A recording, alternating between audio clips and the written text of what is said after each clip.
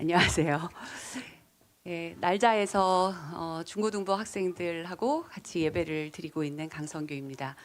제가 그 날자 예배가 조금 더 빨리 끝나기 때문에 늘 날자 예배 끝나고 이제 어른 예배에 내려오기는 하지만 시작할 때부터 끝까지 같이 있을 수 있는 경우가 1년에 한두 번밖에 없거든요. 근데 지난 부활절에는 이제 마을 공동체와 관련된 광고를 하느라고 섰고, 오늘은 예상하지는 못했던, 왜냐하면 저희가 이 어린이 주간에 있는 전교인 예배를 거의 한 10년은 안 됐고 한 7, 8년 만에 하는 것 같아요. 그동안에는 계속 따로 하다가, 제가 부활절에 광고하러 나와서 제가 설교하러 나온 거 아니니까 염려하지 마시라 말씀드렸는데 사람이 한치 앞을 모릅니다. 오늘은 그 염려가 현실이 되어서 설교를 하러 나왔습니다. 예, 말씀을 나누려고 하는데요. 오늘 본문은 제가 정한 게 아니고 대한예수교 총회 교회 교육지원부에서 정해준 본문입니다. 오늘 예배를 쭉 드리시면서 여러분이 물론 하나님 앞에 서서 여러분의 마음을 다해 오늘의 예배를 드리고 계시지만 또 동시에 그것을 통해서 우리의 눈에 그동안 보이지 않았던 영유아부, 유초등부, 날자 친구들이 어떤 예배를 드리고 있고 선생님들이 어떤 시간을 보내고 있고 주중에 아이들의 뜰이라고 하는 우리들의 공동체 교육이 어떤 방식으로 움직여가고 있겠구나라고 하는 부분에 대해서 조금씩의 정보를 얻고 계실 거라고 생각이 듭니다. 오늘 이 예배 본문 역시 마찬가지인데요. 저희 교회 학교는 그 아가들서부터 그 중고등부 형님, 누나, 언니, 오빠들까지 매주 같은 본문으로 말씀을 나눕니다. 그 대한예수교 장로회 총회 교육지원부에서 매년 만들어내는 교재가 있어요. 그 교재가 각 연령대별로 같은 본문을 사용을 하고 그 내용이 이제 조금 연령대에 맞춰져 있는 것이거든요. 그래서 저도 이제 그 본문을 사용을 하는데 물론 내용을 쓰지 않을 때가 거의 대부분이기는 하지만 같은 본문으로 말씀을 나누고 있어서 여러분이 예를 들어서 이렇게 영유아부에 교회를 학생을 보내고 유초등부에 보내고 날자에 보내는 두 학생이 있더라도 자녀가 있더라도 이 두 아이가 오늘 같은 본문으로 이 말씀을 나눴겠구나 이렇게 생각하실 수 있는 그런 진도를 나가고 있습니다. 오늘 아마도 이곳에서도 이 본문을 선택한 것은 오늘이 어린이 주간이라고 하는 그 특수성을 감안해서 선택한 본문이 아닐까 이렇게 생각이 듭니다. 말씀을 저에게 요청된 바는 날자에서 설교하듯 해라였는데 제가 날자에서 설교하듯 하려면 마이크를 빼고 칠판을 써야 합니다.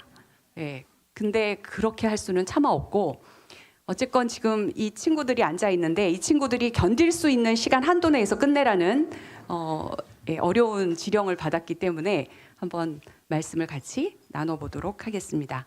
잠언 3장 1절부터 10절까지의 말씀입니다. 교독하기에 딱 좋은 말씀이에요. 같이 교독하시겠습니다.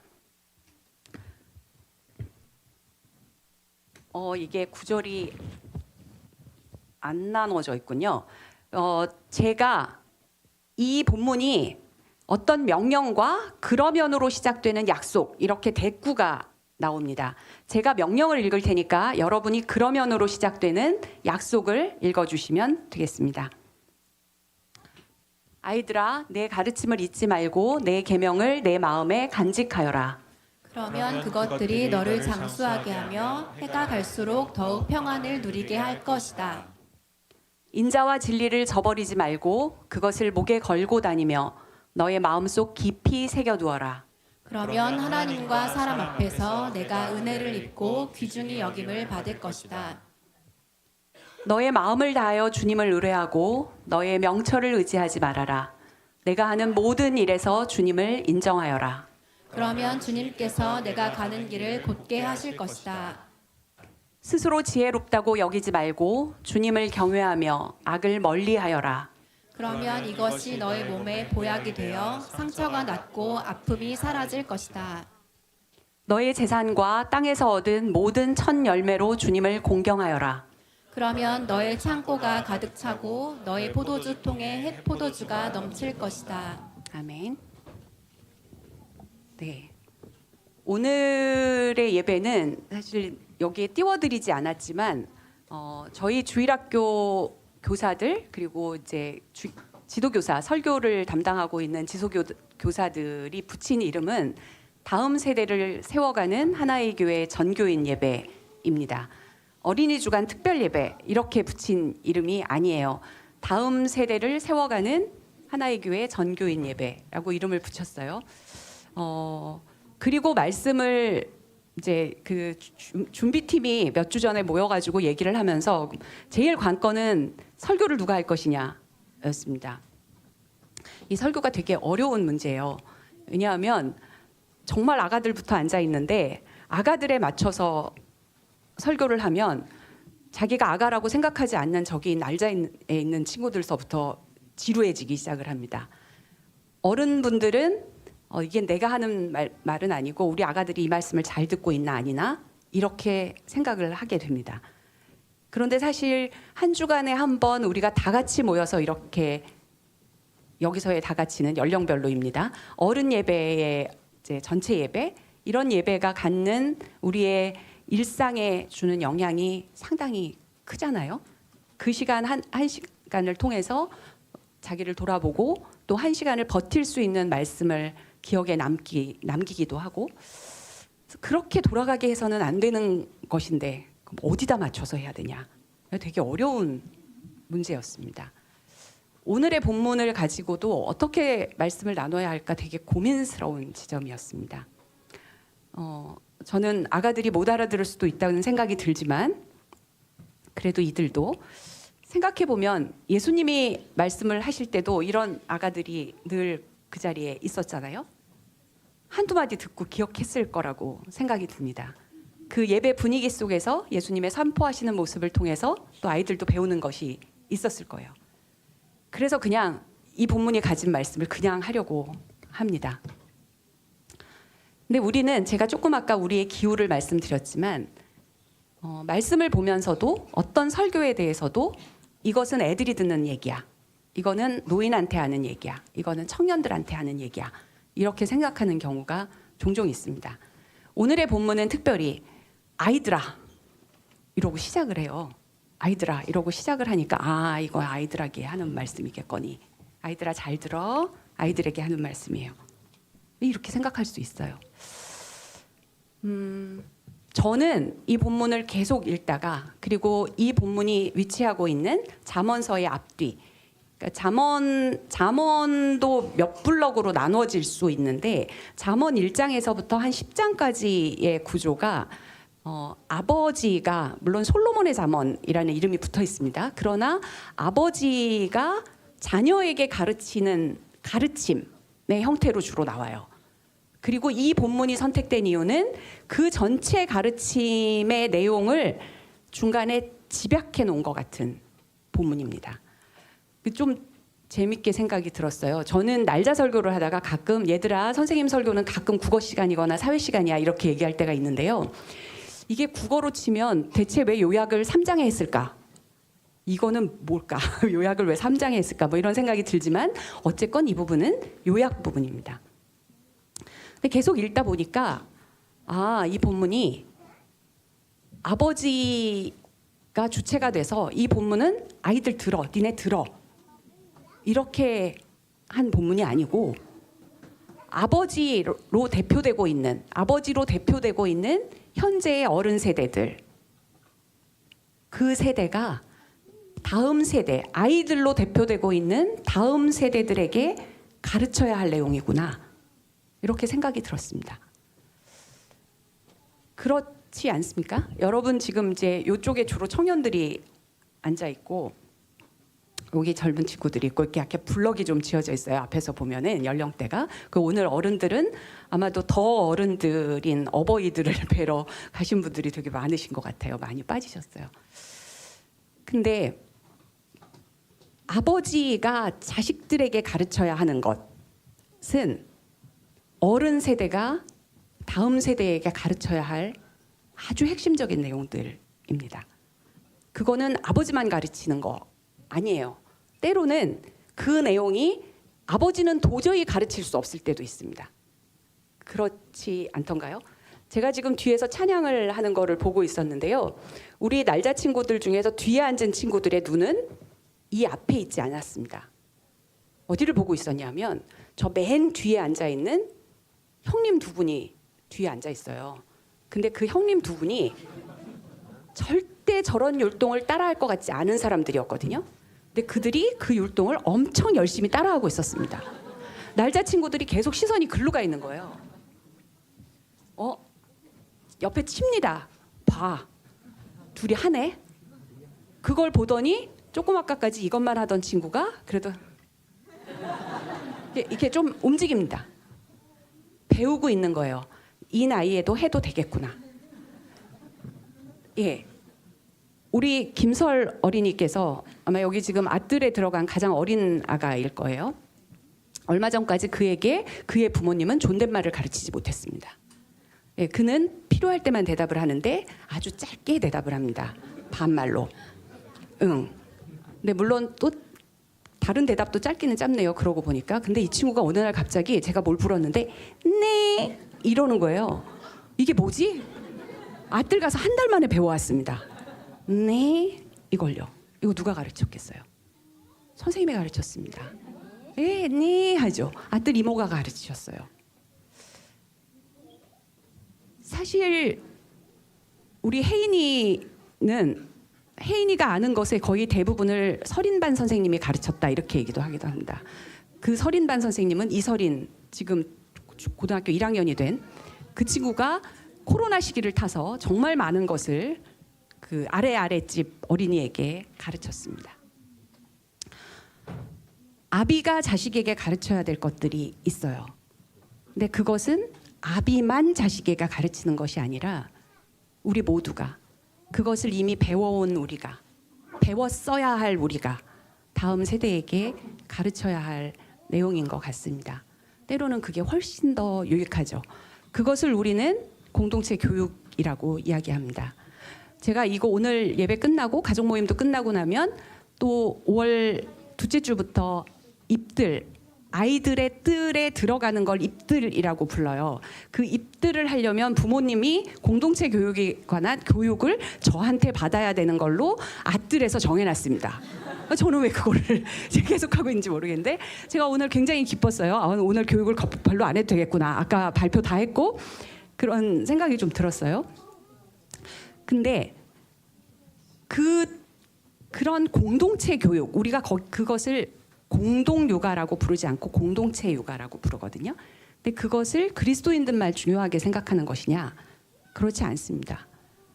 지금은 제가 지난번에 광고를 할 때도 그 말씀을 드렸지만 공동체, 커뮤니티의 중요성에 대해서 사실 인문학자들, 사회학자들, 심지어는 과학자들까지도 엄청 중요하게 생각을 하고 그 의미를 알고 있어요. 교육자들은 훨씬 더 일찌감치 알았던 것 같아요. 저 이번 설교를 준비하면서 제가 3권의 잠언서 그 강해서를 읽었고 한 권의 소설을 읽었습니다. 소설은 어쩌다 보니까 그냥 너무 머리가 아파서 머리를 식히려고 읽었는데 우리 교회 2층에 가면 마을사랑방이 있고 책이 꽂혀져 있어요. 여러분 거기에 책장에 꽂혀져 있는 책 말고 그 앞에 책상 위에 약간 큐레이팅 된 것처럼 놓여져 있는 책이 있다는 걸 여러분 아십니까? 네, 하나의 교회 식구들이면 이런 유익을 누리셔야 합니다. 그 책들은 문주영 자매가 사비를 들여서 구입한 책들로 큐레이팅을 해서 자주 바꿔놓는 책이에요. 저는 그 책을 읽는 거를 굉장히 좋아합니다. 내가 고르지 않고 국어 선생님께서 그것도 책을 엄청 사랑하는 국어 선생님께서 골라놓으신 책을 읽어요.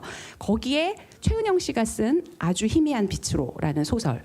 이 책이 제 손에 들어온 건 조금 다른 경로이긴 했지만 아무튼 문주영님의 픽 책입니다. 거기. 그 책을 제가 읽다가 정말 감동을 하나 받았어요. 이 책이 관계들에 대해서 계속 이야기하고 있어요. 제목이 아주 희미한 빛으로. 인생에 필요한 아주 희미한 빛을 누군가가 줘요. 근데 그 누군가가 주는 게 그 소설이 단편 소설 모음집이거든요. 근데 매 소설마다 그 희미한 빛을 비추어 주는 사람이 다른 사람들입니다. 다른 관계를 맺고 있는 사람이에요. 부모가 주지 못했던 걸 할머니가 주기도 하고요. 부모가 주지 못했던 걸 이모가 주기도 하고요. 부모가 주지 못했던 걸 아주 나이 차이가 많이 나는 외삼촌이 주시기도 하고요. 직장 동료가 주기도 하고요. 이웃이 주기도 합니다. 매번 다른 관계의 사람들이 한 사람씩 등장을 해요. 사실 여러분들은 그래서 이거는 오늘 본문은 아비가 아이들에게 가르쳐야 되는 거야. 그러니까 여기 있는 아비들 들으면 되고 나는 오늘 무슨 생각을 하고 있어야 될까? 그게 아닙니다. 여러분이 우리 공동체 안에 있는 아이들에게 다음 세대들에게 가르쳐야 할 내용을 오늘 본문이 말하고 있는 거죠. 그 명령들.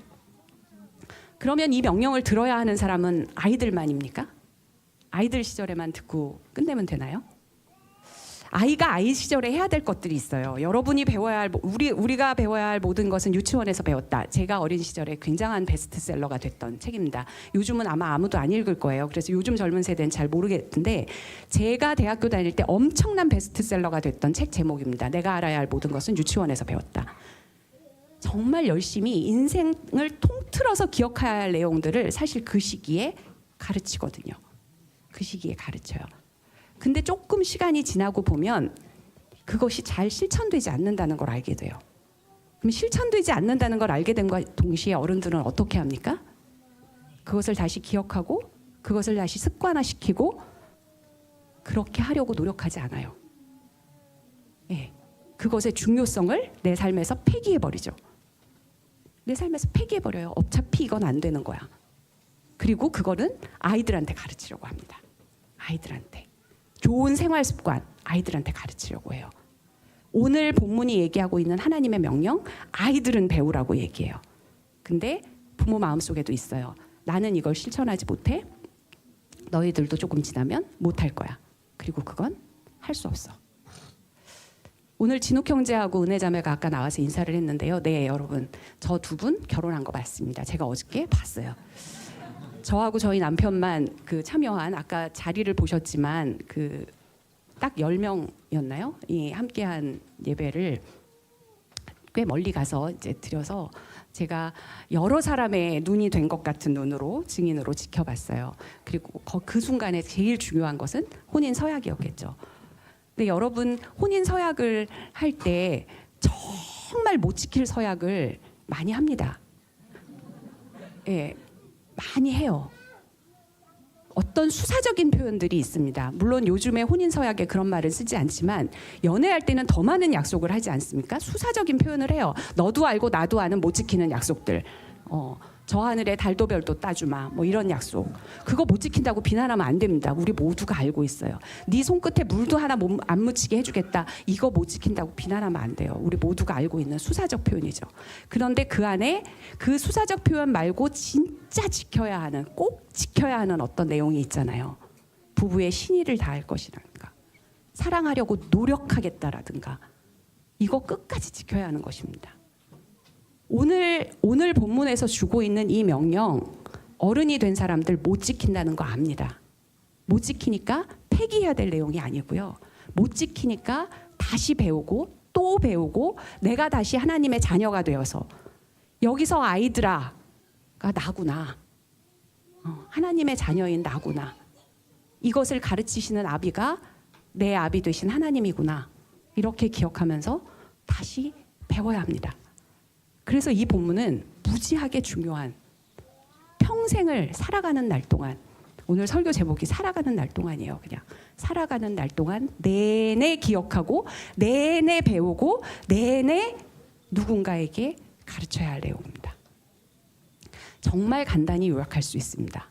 설교 서두를 이렇게 하고 언제 끝나려고 저러나 걱정하지 마십시오. 본문의 내용이 너무 심플해요. 그래서 지금부터 금방 끝날 거예요. 본문 전체를 띄워주실 수 없을까요? 이게 2줄씩만 나오나요? 네, 안 되면 여러분이 성경책으로 한 본문으로 보십시오. 오늘 명령을 보면 우리가 크게 2가지로 정리를 할 수가 있는데요. 하나는 우리의 삶에 있어서 어떤 태도, 자세입니다. 우리 삶의 기본을 깔고 있는 자세, 그게 뭐냐면 여러 구절에 등장을 하는데요. 모든 일에서 하나님을 인정하고 나를 지혜롭다고 여기지 말고 내 명철을 의지하지 말고 하나님을 의지하며 하나님을 경외하고 섬기는 삶을 살아라. 이것입니다. 앞에 수사를 가로에 넣고 더 줄이면 하나님을 인정하고 하나님을 인정하는 것입니다. 그분이 창조주임과 그분이 주인이심과 그분이 주권자이심과 그분이 구원자이심을 인정하는 것입니다. 하나님을 인정하고 하나님을 의지하라는 것입니다. 그래, 그럼 그분 그런 분이야. 근데 그게 나랑 무슨 상관이 있어? 이게 아니고 그분이 그런 분임을 인정하고 그분에게 이렇게 기대래요. 기대라는 겁니다. 우리 아기들이 피로해지면 몸이 점점 옆으로 기울어지고 어딘가에 기댑니다. 그렇게 하나님을 기대라고 말씀하십니다. 그리고 그분을 경외하고 그분을 섬기는 삶을 살라는 것입니다. 예. 되게 간단한 이야기입니다. 하나님이 어떤 분이신지를 모든 일에서 인정하고 그분이 인정이 되면 내 삶의 기본적인 자세는 그분에게 기대고 있고 그리고 내가 살아가는 날 내내 그분을 경외하고 공경하는 예배자로서의 삶을 살으라는 것입니다. 그냥 그렇게 기억하시면 될 것 같습니다. 이 말씀이 구체적인 정황에서 어떤 뜻을 갖는 것이냐는 우리가 매번 배워가고 있지 않습니까? 말씀을 통해서도 배워가요. 저 말고 설교 많이 하시는 분, 길게 하시는 분의 말씀에서 좀 길게 배우고 여러분 리필에서도 배우고 가정 모임에서도 배우고 혼자 말씀을 읽으면서도 배우고 책을 읽으면서도 배웁니다. 그것의 의미가 무엇인지. 그러나 정리할 수 있습니다. 하나님을 인정하고 그분께 의지하고 그분을 공경하는 삶을 살아야. 이것을 아이들에게도 가르치셔야 돼요. 근데 시간이 지나고 보면 우리는 의지할 만하지 않은 내 지혜, 인간이 쌓아놓은 축적된 지식에 의지하게 됩니다. 그리고 그것이 얼마나 유용한지를 알게 돼요. 굉장히 유용하잖아요.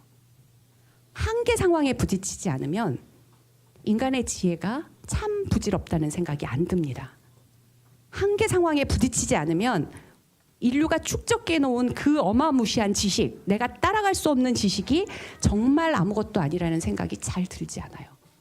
그래서 우리는 우리 아이들에게 하나님의 명철과 하나님을 의지하는 법을 가르치는 것보다 그것보다 우선 그래도 세상의 지혜를 좀 배우지, 그것보다 먼저 지식을 좀 배우지, 그거에 시간을 좀 더 많이 쓰지 라는 마음을 갖게 됩니다.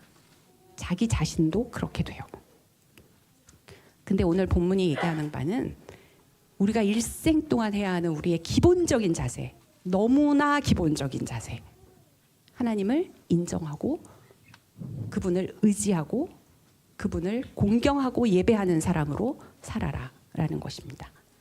그리고 그렇게 살아갈 때 우리가 하나님을 예배합니다, 하나님을 공경합니다 이러고 있을 수는 없잖아요. 관계를 맺고 무언가를 해요. 그거를 할 때의 태도가 두 번째로 정리할 수 있습니다. 본문 전체를 보면 여러분 집에 가서 한번 다시 보세요.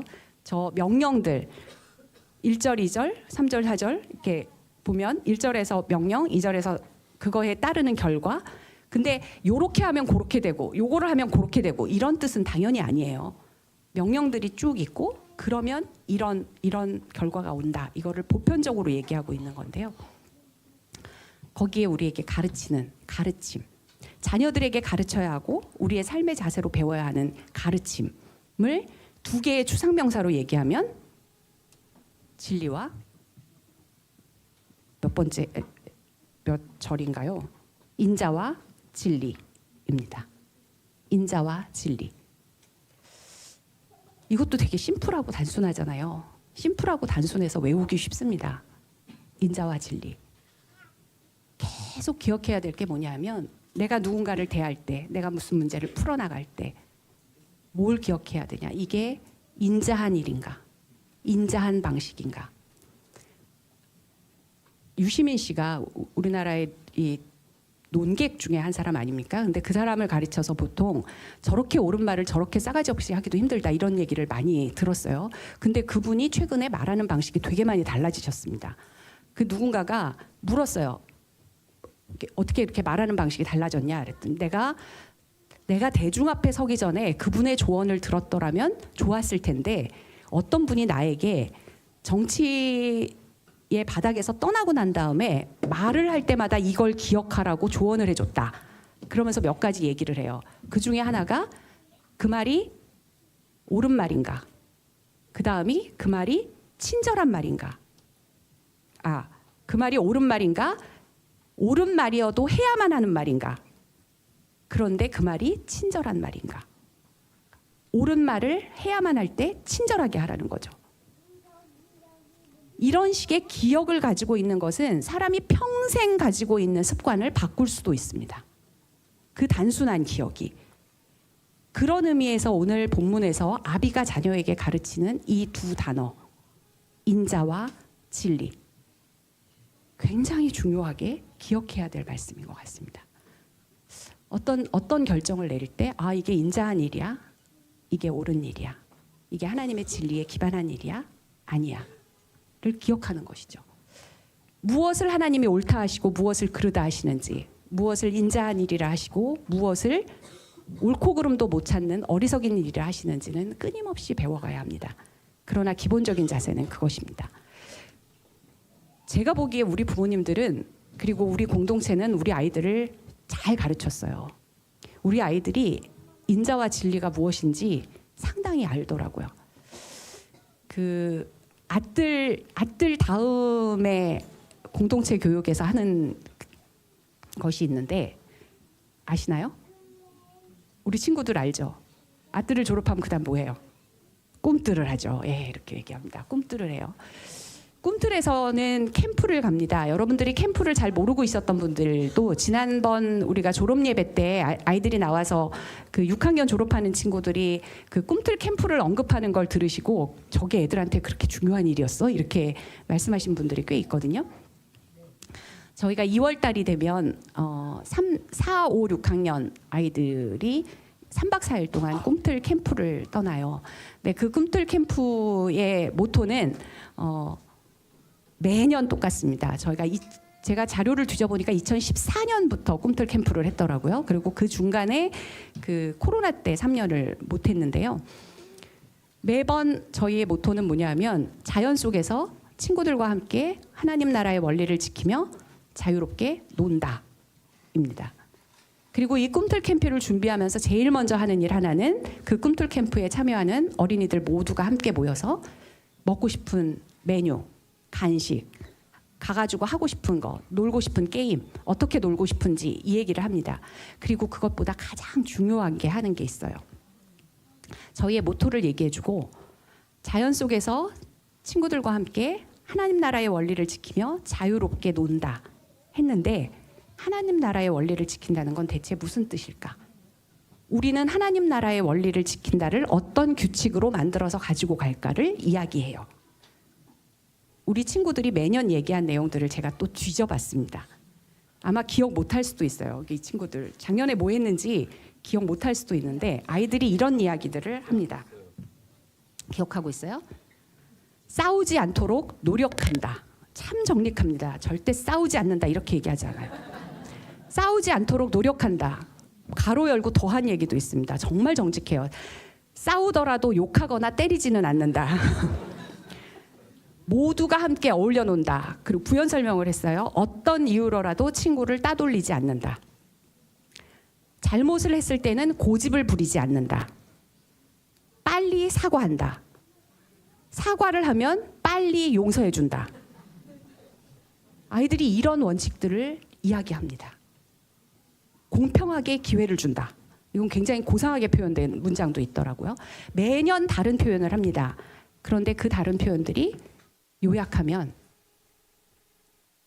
사랑을 실천하고, 인자의 다른 말이 사랑이죠. 영어 성경 본 어떤 곳에는 아주 직설적으로 그냥 love라고 써 있습니다. 네, 사랑을 기억해라. 사랑과 정의, 진리를 기억해라. 이렇게 나와요. 사랑이죠. 공평에 대해 이야기합니다.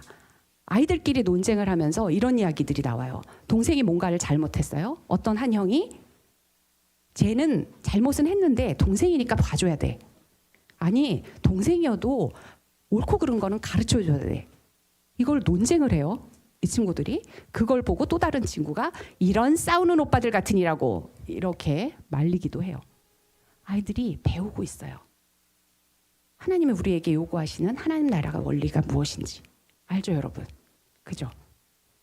무엇이 옳고 무엇이 그른지는 따져야 돼요. 배워야 되고 가르쳐야 돼요. 그러나 그것만이 아니라 또한 사랑으로 감싸고 돕고 세워주고 용서해 주는 거 해야 해요. 알죠? 어떤 상황에 이게 어떻게 적용되느냐 헷갈릴 때가 있고 고통스러울 때가 있지만 가르치는 진리는 너무 간단합니다. 저는 우리 교회에서 최고의 기성세대 이제 할머니 세대이고요.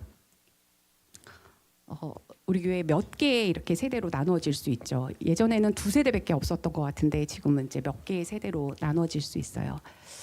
그래서 어떻게 생각하면 가장 하나님을 인정하고 의지하고 그분을 예배하는 삶이 무엇인지를 몸으로 보여줬어야만 하는 세대이죠.